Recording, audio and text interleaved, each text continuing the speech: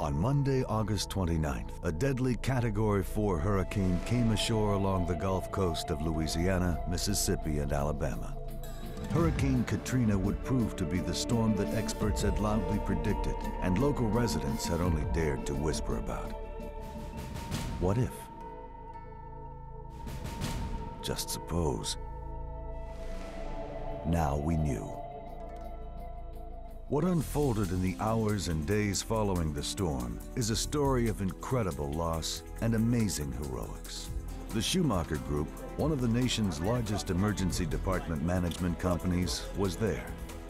With 10 hospitals under management in the Gulf Coast region and 4 hospitals severely impacted by the storm, the Schumacher Group pulled together all its resources and established 3 command centers to provide emergency physicians, coordinate the distribution of medical supplies, food, and water, and to assist in the evacuation of patients, family members, and medical personnel. As first responders, our emergency medicine physicians in the field were tested beyond the scope of any disaster ever experienced. Working non-stop for days without electricity, in flooded conditions, with little or no communications and in some instances, no food and water, they cared for patients and refugees from the storm. In the words of one physician, it was just like another day at the office, except it was darker and hotter. We got there Sunday and the storm started Sunday night. And the wind was pretty bad. I remember that the power went off at like, what, 4:55 or something? All the clocks in the hospital said that time, and it's kind of creepy. The next day we thought everything was pretty good, but communication started failing because the following day we ran out of electricity. Apparently, Lindy Boggs is sort of in a basin, and we ended up with about 12 feet of water around the hospital. And then our generators failed, and the entire hospital was pitch black, and they were moving patients that were bed-bound via the stairs.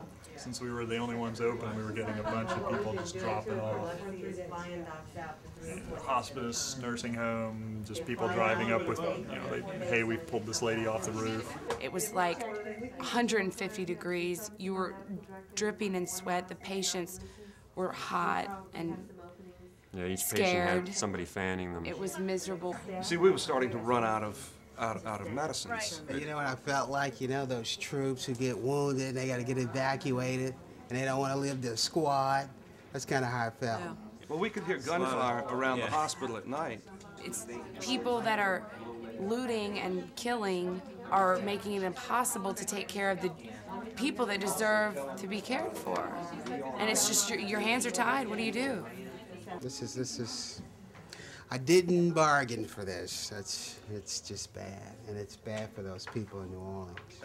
The thing that really bothered us was we were totally unable to communicate with anybody. But we had no idea what was happening, and no one knew that we were there. Once the power was gone, all of the backup systems failed, and all of our planning for emergency management were just down the drain. There was just no time. Everything was constantly rushed. Everything felt like it was imminent in that moment that we moved, so you're racing, you're going up and down 8 flights of stairs in pitch dark, trying to move patients, and then you have no elevator and no heat, and you're exhausted, and you're worried about your house and your family, and maybe it was good for us that we had to be worried about somebody else, and maybe that's what kept us going. Our firemen who rescued us were shot at by people as they were trying to come to rescue us. There were armed Louisiana State police outside with assault rifles because people were shooting at the hospital. People were shooting at rescue helicopters, which makes no sense. We got to the point where, of course, some of our patients were do not resuscitate patients. Many of them passed in the hospital because we lost power, ventilator power, etc. We were turning away people that were trying to swim to the hospital because we couldn't take. We'd have hordes coming to the hospital, and you can't take that. Away. Yeah, so we had to take people carrying, people on their shoulders trying to get to us. Babies and baby carriages wading through water up here. Just telling them to go to the shelter. Just telling them to go to the shelter around the block. We got out there. When I crossed that high rise, we got a signal on a singular cell phone. And that's when I called you guys. The ambulance service was fabulous. They just said, hey, we're going to keep coming until you get them all out. The military Blackhawks were doing great. Landon said, yeah, just put them on, we'll take them. And then we walked through the mud until we got to St. Charles, and there you had to catch a ride, and there were people, lots of people there waiting for buses and trucks, anywhere to get on. And the mud, the water is gasoline, sewage, water, debris.